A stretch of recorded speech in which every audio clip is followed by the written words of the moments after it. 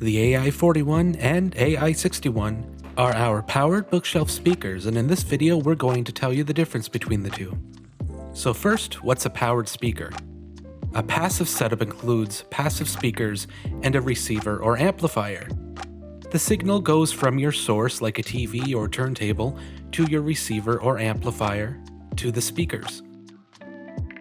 With powered speakers, aka active speakers, the amplifier is built right into one of the speakers.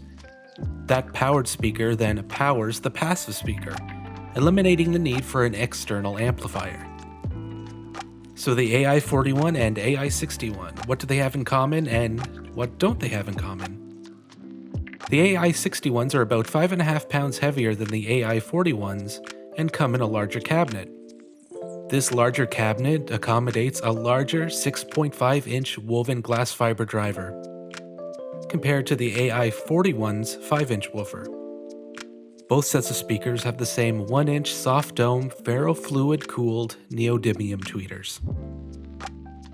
These drivers are powered by a 90-watt Class D amplifier in the AI-41s and a 120-watt Class D amplifier in the AI-61s. When it comes to connections, both AI-41 and AI-61 have inputs for RCA, optical, and Bluetooth connections. This enables you to go from a turntable, TV, computer, tablet, phone, or any device that can accommodate one of these connections. The difference between these two when it comes to connections is that the AI-61s have a USB-C input, which is not included in the AI-41. Both AI-41 and AI-61 have a sub-out connection. This connection will let you connect a subwoofer for extra bass.